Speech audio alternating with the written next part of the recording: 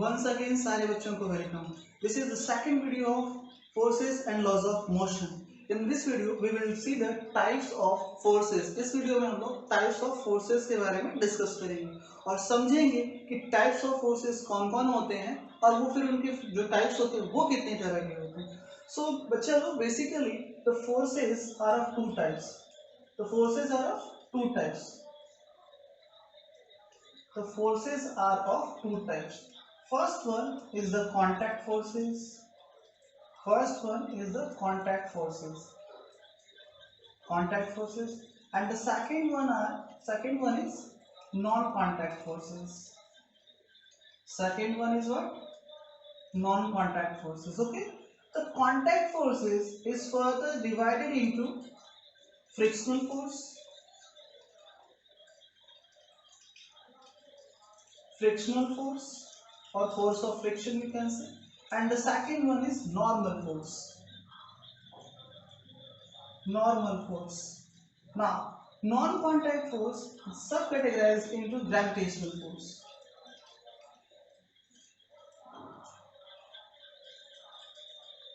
Gravitational force.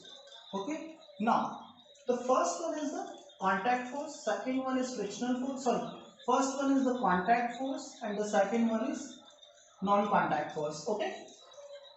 Contact force is further subcategorized into the frictional force and the normal force, and the non-contact force is gravitational force. I know that most of you have the confusion that why I haven't mentioned about the muscular force, because that is also a type of contact forces, and why I haven't mentioned about the electromagnetic force or the nuclear force. Why? Because we are going through the laws of motion, and in these forces are related to the laws of motion. उसके पीछे reason ये है बच्चे लोग, क्योंकि हम लोग laws of motion को पढ़ने वाले हैं.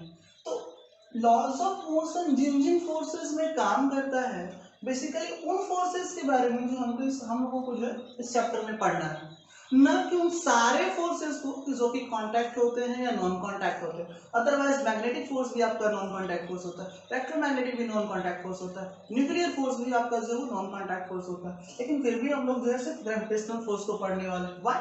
Because this force follows the rule of laws of motions. क्योंकि ये जो ग्रेविटेशनल फोर्स है वो लॉज ऑफ मोशन को फॉलो करता है.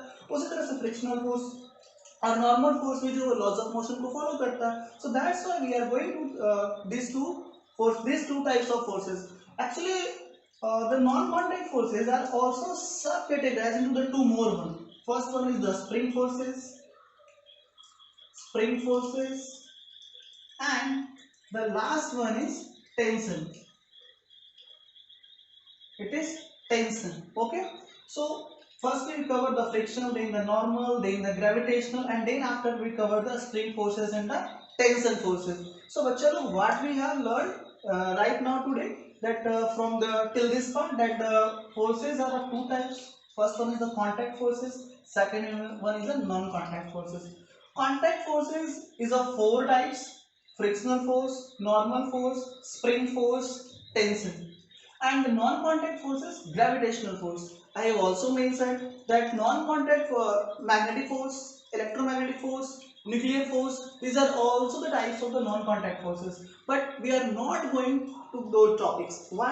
Because we have to focus on the laws of motion. क्योंकि हम लोगों को जो है वो लॉज ऑफ मोशन को ध्यान में रख करके फोर्स को पढ़ना है, न कि सारी चीजों को ध्यान में रख के पढ़ना है. In the same way muscular force is also type of contact forces, but we will not go through that. Why?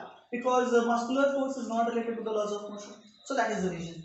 So basically हम लोगों ने क्या देखा कि frictional force, normal force, spring force and the tension, these are the types of the contact forces, and the gravitational force is the type of non-contact force.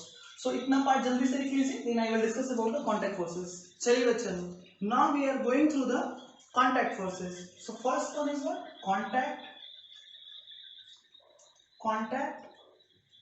forces. Okay, now understand what is the meaning of contact. The meaning of contact in Hindi is spursible. What do you mean by spursive?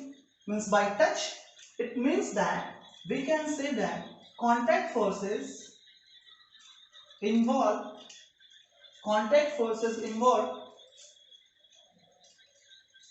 direct contact between them. What are contact forces? Contact forces are those forces which involve direct contact between them. And who is there? Between two surfaces. If we write between two surfaces, it will be clear one. Between two surfaces. So what we have studied about the contact forces? Contact forces are the forces which involve direct contact between two surfaces. जब two surfaces of the two bodies, जब कोई वैसा force हो जो दो वस्तुओं के touch में आने से लगता हो. Wait, suppose that this is my first hand and this is my first. Okay, understand. This is the cap of the marker and this is the marker. So when these two are in contact, they will apply force on each other. They will exert force on each other. ये दोनों एक दूसरे पे force लगाएंगे. जब दूर में होंगे तब नहीं, जब पास में आएंगे तब, जब दोनों टच में रहेंगे तब. So what? Involve direct contact between two forces. अब देखिए ये मार्कर और ये क्या, जब दोनों आपस में टच रहेंगे तो ये दो सरफेस हो, ये दो अलग अलग बॉडी हो गए और ये इनका सरफेस ऑफ कांटेक्ट होगा. तो जब ये दोनों टच में रहेंगे और इन दोनों के बीच में जो फोर्स लगेगा, वैसे फोर्स को हम लोग जो है वो कांटेक्ट फोर्स कहते हैं. इसी में हमारा जो सबसे पहला टाइप था वो क्या था? Frictional force. First one is what? FRICTIONAL, frictional force. I think आप सारे बच्चे इसको क्लास 8 में पढ़े होंगे कि फ्रिक्शनल फोर्स क्या है. ये भी तीन तरह का होता है, रोलिंग है, स्लाइडिंग है, ये सारे क्या फ्रिक्शनल फोर्सेस के type. But we are not go through the types of the frictional forces. We have to only understand it. But what is the frictional force? Now understand what is frictional force. It is also a force which reduce the relative motion of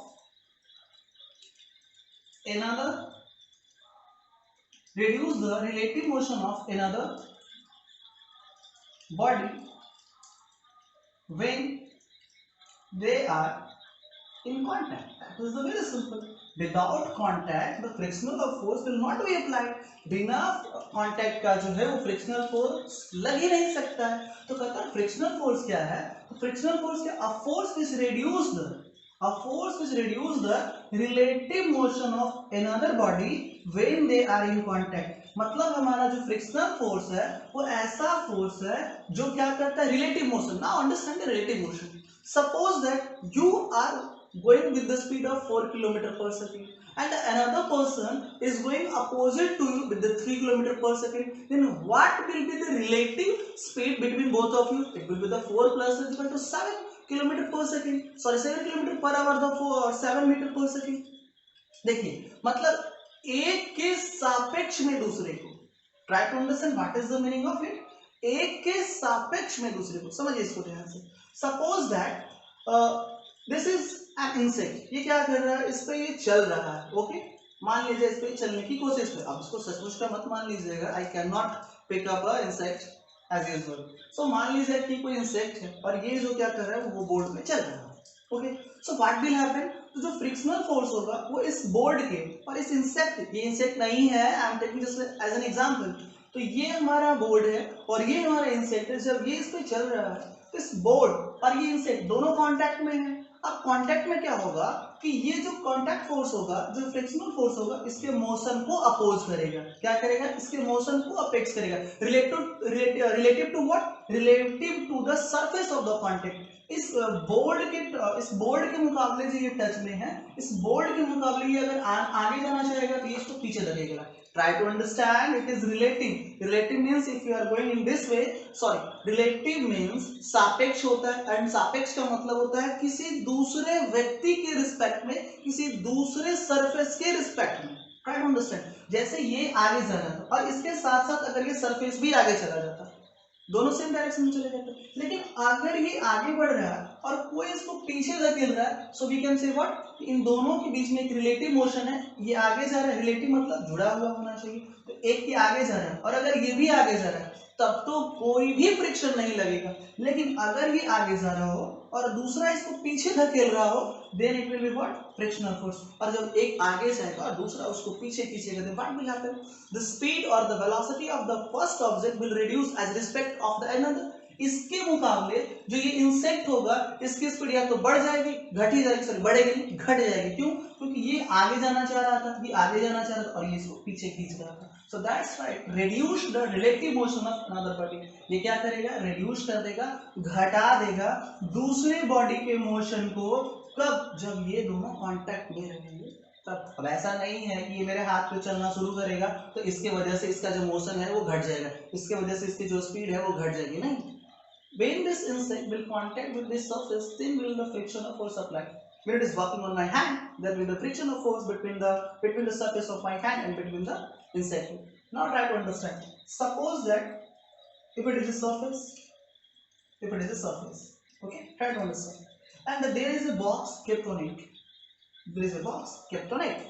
And if F force is applied from this direction, और F force को इस direction से लगाएगा, ऐसे F के ऊपर एक symbol बनाना चाहिए। जब फोर्स को आप आगे हम आपको पढ़ेंगे तब बताएंगे कि इसके ऊपर सिंबल क्यों लगाते हैं और कब नहीं लगाते हैं। देखिए फिलहाल समझने के लिए हम आपको बता रहे हैं। तो यहाँ पे क्या है, इस डायरेक्शन से जो है वो फोर्स लगाया गया है, ओके, इस डायरेक्शन से फोर्स लगाया गया है। Now if someone asks that where will be the force of friction, force of friction होगा कहाँ, तो now see that this is the contact between the surface and the object. ये हमारा पूरा ऑब्जेक्ट इस पे रखा हुआ है और ये हमारा सरफेस ऑफ कांटेक्ट है। So if the force F working from this side, अगर इस साइड से फोर्स F लग रहा है then the friction of force will be opposite from it. Why? It has to reduce, क्योंकि इसको कम करना है। और अगर ये इधर लगना शुरू हो जाएगा फ्रिक्शन तो क्या होगा, इसका जो फोर्स है वो आगे बढ़ जाएगा। जब ये अपोजिट में रहेगा तभी तो इसके मोशन को रिड्यूस करेगा। Now try to take an example. Suppose that the object is moving as a 5 kilometre per hour. ये जो है इसकी velocity is 5 kilometre per hour है। सी आगे बढ़ेगा। अब फोर्स ऑफ फ्रिक्शन क्या करेगा, इसके मोशन को रिड्यूस करेगा। किसके रिस्पेक्ट में? इस सरफेस के रिस्पेक्ट, सॉरी ये सरफेस क्या करेगा, इस ऑब्जेक्ट के मोशन को रिड्यूस करेगा, कम करेगा। कैसे? By the frictional force, by the force of friction. कैसे कम करेगा? ये ऑब्जेक्ट उधर जाना चाहेगा लेकिन ये फोर्स ऑफ फ्रिक्शन इसको बैक साइड की ओर, दूसरे साइड अपोजिट डायरेक्शन से पुश करेगा। So we can say that force of friction always works opposite in the direction of applied force. जिस डायरेक्शन में फोर्स लग रहा हो उसके अपोजिट डायरेक्शन में जो है वो फोर्स ऑफ फ्रिक्शन काम करता है। One more time that we can say that the direction of the friction or the force of friction works opposite to the direction in which the force is applied। उस direction में जिस direction force apply किया गया है जो frictional force होगा वो उसके अपोजिट में काम करता है। Okay, have you understood? Suppose that if the two objects are kept on, अगर यहाँ पे मान लीजिए दो ऑब्जेक्ट केप्ट होंगे, ओके, अब इन दोनों इस सरफेस के बीच में, अब this is the object A and this is the object B, तो जो बी के लिए हमारा जो होगा फ्रिक्शनल फोर्स, जो बी के लिए हमारा होगा फ्रिक्शनल फोर्स वो इसके सरफेस से नहीं होगा, because this is this part of the box और this part of this container is in contact with the surface. अब इस कंटेनर का सिर्फ इतना पार्ट जो है इस सरफेस से कांटेक्ट में है, इसलिए फ्रिक्शनल फोर्स यहाँ पे नहीं, हमारा यहाँ लगेगा फ्रिक्शन, या पर ऐसे फ्रिक्शन यहाँ पे लगेगा और ये अपोजिट डायरेक्शन में लगेगा। What happen if we apply the force from the another direction, अगर हम इस डायरेक्शन को इधर से कर दें तो हमारा फोर्स ऑफ फ्रिक्शन भी जो होगा इधर चला जाएगा। So we can say that the force of friction always works opposite to the direction of the applied force। तो हमारा जो फोर्स ऑफ फ्रिक्शन होता है वो हमेशा अपोजिट में होता है। Okay, now there is a big question that how this why this frictional force generate, ये frictional force होता क्यों है? So we can that is the answer is very simple. It is due to the molecular contact. Why the force of friction generate? Because of the molecular contact. What do you mean by molecular contact? And molecular contact between two objects or the surfaces. Now try to understand. I'm going to draw the pictures once again. Now understand. This was the surface, and this is the object, and this is the region of contact. ये हमारा region of contact है। अगर आपको याद होगा, so we have studied in the class 8 that no surface can be a very smooth one। वो बहुत ज़्यादा मतलब no surface can be a frictionless surface, कोई भी सरफेस है वो फ्रिक्शनलेस सरफेस हो ही नहीं सकता है। There will be very very very very less friction but it has friction, it not be frictionless, frictionless हो ही नहीं सकता, होगा बहुत कम किया जा सकता है, फ्रिक्शन को कम किया जा सकता है लेकिन उसको हटाया नहीं जा सकता है, गायब नहीं किया जा सकता। मिस्टर इंडिया की घड़ी पहना के उसको गायब नहीं किया जा सकता। तो सपोज करो the structure, if you see this surface of the object through microscope, अगर इस ऑब्जेक्ट के सरफेस को माइक्रोस्कोप से देखें तो इतना जो रीजन होगा उसमें हम लोग क्या पाएंगे, there will be like this one structure, there will be like this one structure, there will be some at high and some at low, कहीं कहीं पे ये ज्यादा ऊंचा होगा, कहीं कहीं पे नीचे होगा। And what happen with this, अगर इस सरफेस को भी देखेंगे इसमें भी कहीं ना कहीं होगा, है ना, इसमें भी कहीं ना कहीं सेम टू सेम स्ट्रक्चर होगा। then what will happen, there will be interlocking between the spaces between them, or there will be the interlocking of molecules between them, उनके जो एक दूसरे के जो molecules है वो एक दूसरे में जाके इंटरलॉक हो जाते हैं और जिसके वजह से उस इंटरलॉक को तोड़ने के लिए जो है फोर्स ऑफ फ्रिक्शन जनरेट होता है। सो आई होप कि आपको जो है कांटेक्ट फोर्स में फ्रिक्शनल फोर्स आपको समझ में आ गया होगा। फ्रिक्शनल फोर्स क्या था, एक फोर्स है which reduces the relative motion of one object respect to the another one। ये क्या करता है, रिड्यूस करता है रिलेटिव मोशन, ये रिड्यूस करता है मोशन को with respect to the another body, एक दूसरे बॉडी के रिस्पेक्ट में जो है उसके मोशन को क्या करता है, घटा देता है, तब जो है the contact. Now I am going to raise it, so all of you please note it down. Now चलो we will go through the normal force, normal force, okay। So if you are studying physics then you have to remember this thing, normal means perpendicular, normal means perpendicular, please remember, because this concept will help you in optics when you will study about the optics or the light। जब आप light के बारे में पढ़ोगे तब वहां पे इस टर्म का ज्यादा यूज होता है, इसलिए आप लोग नॉर्मल का मतलब याद रखिएगा। So in physics what is the meaning of normal, perpendicular, मतलब इससे हम लोग को थोड़ा थोड़ा हिंट मिल रहा है कि this force will B act perpendicular, ये हमारा फोर्स क्या होगा, परपेंडिकुलर। चलिए पहले डेफिनेशन को देखते हैं। So what, force acting on a body perpendicular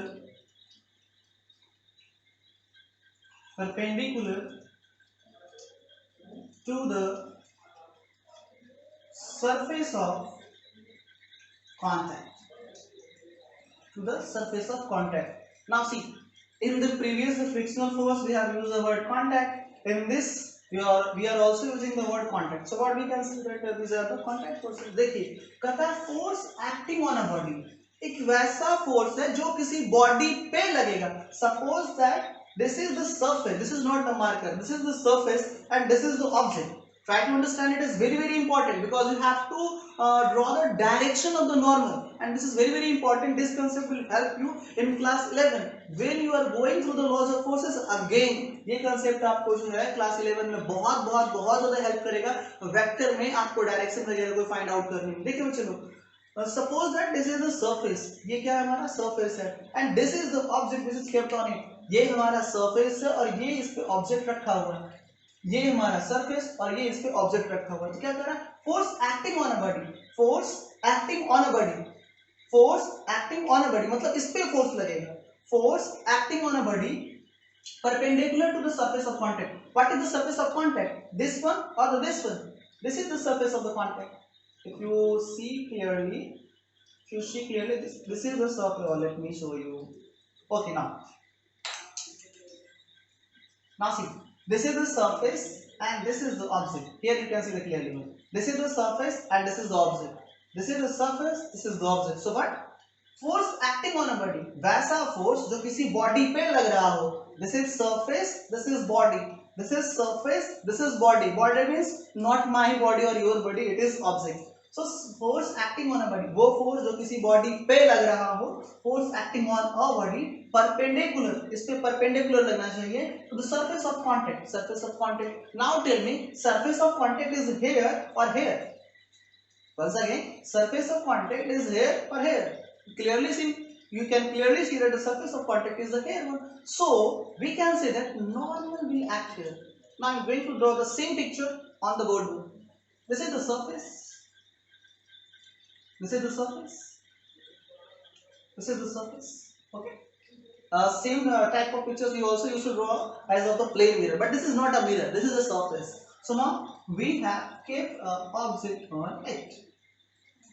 We have kept an object on it. So what is force acting on a body? मतलब वैसा force जो किसी body पे लगेगा. Body तो ये है, हमारा body तो ये, इसको लिख देते हैं B से. body किसकी body? ऋतिक रोशन या सलमान खान, पता नहीं किसकी डिसाइड करूं. हम तो कहेंगे B से बच्चों की body. देखिए, force acting on a body मतलब जो किसी बॉडी पे लग रहा हो.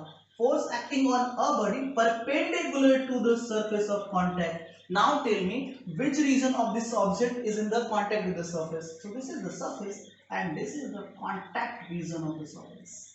This is the contact region of the surface. What?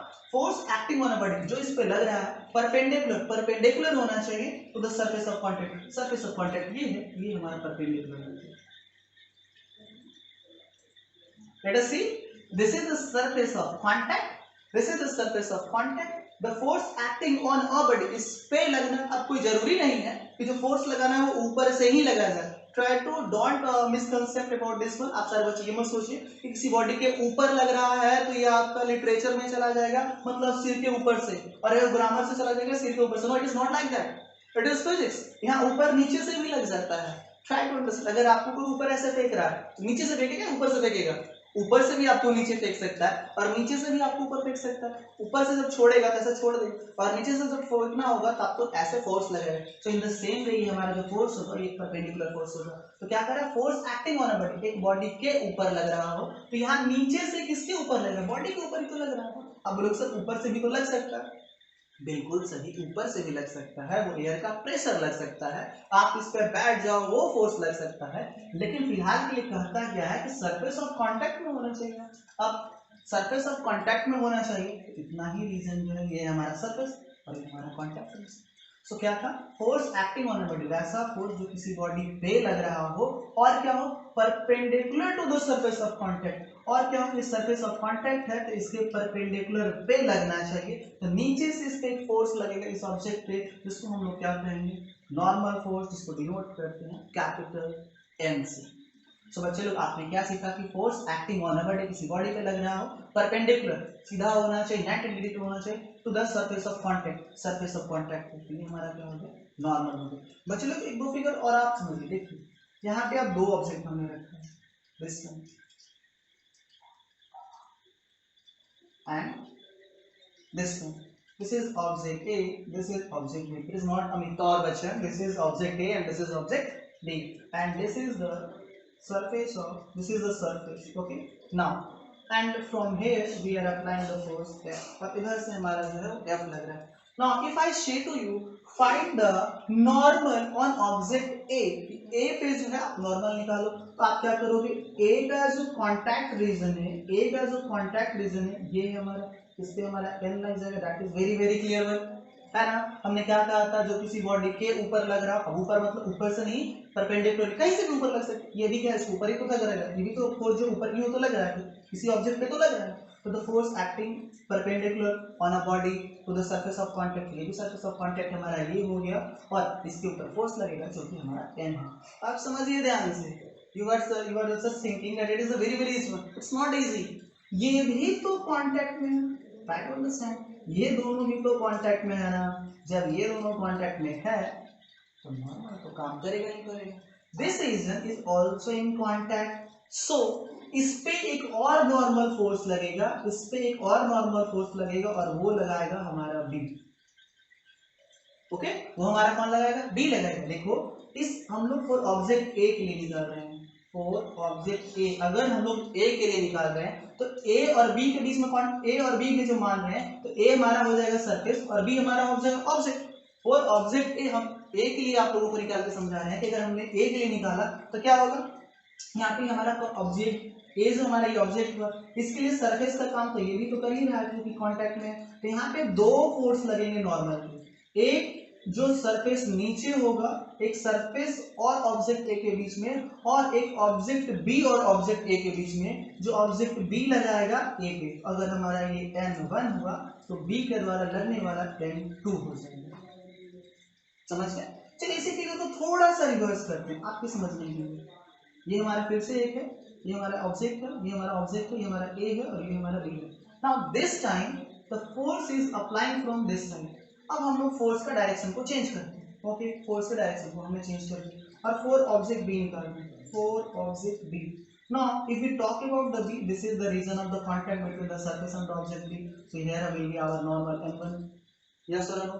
And this is also the contact region between A and B. तो A भी हमारा क्या करेगा, B पे एक नॉर्मल फोर्स लगाएगा। ये भी देखो परपेंडिकुलर होगा, इधर से परपेंडिकुलर ऐसे सीधा लगाएगा परपेंडिकुलर, जो हमारा क्या हो जाएगा, N2 हो जाएगा। Is it clear to? ये हमारा क्या हो जाएगा, N2 हो जाएगा, क्योंकि इसलिए हम लोग किसके लिए निकाल रहे हैं, ऑब्जेक्ट बी के लिए निकाल रहे हैं। चलिए बच्चों, इसी में अगर आपसे कोई पूछे that what is the direction of the frictional force, तो देखो फोर्स हमारा इधर से लग रहा है, तो हमारा फ्रिक्शनल फोर्स किधर लगेगा, इधर लगेगा। तो अगर फोर्स हमारा इधर लग रहा है तो उसके अपोजिट डायरेक्शन में फ्रिक्शनल ऑफ फोर्स लगता है। अगर फोर्स हमारा इधर लग रहा है तो फ्रिक्शनल ऑफ फोर्स का जो डायरेक्शन होगा, फ्रिक्शन का जो डायरेक्शन होगा वो इधर हो जाएगा। Is it clear to? चलिए इस पे देखते हैं कि एक ऑब्जेक्ट अगर किसी दूसरे ऑब्जेक्ट पे रखा हुआ है तो क्या होगा। This is the object and it is also an object. Okay, this is A, this is B. Now try to understand. एक हमारा जो है नॉर्मल लगेगा इसके पास, तो हमारा कौन लगाएगा, एन लगाएगा। तो ऑब्जेक्ट पे एक ही नॉर्मल काम करेगा। On the object there will be only one normal force and that is from the between the surface and the object A. Now if we talk about the object B, object B on the object A will also apply a normal force. अब B के लिए जब निकालेंगे तो हमारा A क्या करेगा, इस पे फोर्स लगेगा। जब हम लोग B के लिए निकालेंगे तो A हमारा क्या करेगा, B पे नॉर्मल फोर्स लगेगा, क्योंकि ये किसी वस्तु के ऊपर लगता है, ऊपर नहीं होता है, वो कोई जरूरी नहीं ऊपर, क्योंकि कांटेक्ट रीजन पे डिपेंड करता है। तो कांटेक्ट रीजन ये। अब आपके मन में सवाल आ रहा होगा कि सर अगर ये नीचे से लगा रहा है तो ये भी तो कुछ ना कुछ ऊपर से लगा ही रहा होगा, है ना? डेफिनेटली लगा रहा है बच्चे लोग, लेकिन इसको हम आपको बताएंगे नॉन कॉन्टैक्ट फोर्स में ये ऊपर से जब नीचे लगता है तो कौन सा फोर्स होता है। तो यहाँ पे भी जो है ना, बी हमारा ए पे लगा रहा है, लेकिन कौन सा फोर्स लगा रहा है, you will get the knowledge in the next video of the non contact force. So I hope कि आपको कॉन्टैक्ट फोर्स में जो है आपको समझ आ गया कॉन्टैक्ट फोर्स क्या है, नॉन कॉन्टैक्ट फोर्स क्या है, कॉन्टैक्ट फोर्स के टाइप्स कितने हैं, फ्रिक्शनल फोर्स क्या है, नॉर्मल फोर्स क्या है। In the next video we will cover the non contact force. अगले वीडियो में हम लोग नॉन कॉन्टैक्ट फोर्स की चर्चा करेंगे। आपको जितनी बातें हमने समझाई, जिसमें ये हमारा जो डायरेक्शन को फाइंड आउट करना, ये वेरी इंपॉर्टेंट है। ये हमारा भी आई है, क्योंकि कभी कभी क्या होता है कि आपको फिगर दे दिया जाएगा, अभी नहीं हायर क्लासेस में भी 2 फिगर दे दिया जाएगा and the question will tell you to find out the normal of the object A, और आपको दे देगा बोलेगा ए के लिए आप नॉर्मल निकालो। तो नॉर्मल का जो है हायर क्लासेस में काफी ज्यादा यूज होता है। So please keep it in your mind कि नॉर्मल फोर्स क्या होता है। एक फोर्स ही है जो किसी बॉडी के ऊपर लगता है, जो परपेंडिकुलर होता है सरफेस ऑफ कॉन्टैक्ट पे। सो आई होप कि जितनी चीजें आज हमने आपको समझे आप सारे बच्चे अच्छे से समझ गए। तब तक सारे बच्चे stay safe, stay healthy, stay happy. सारे बच्चे को हैव अ नाइस डे।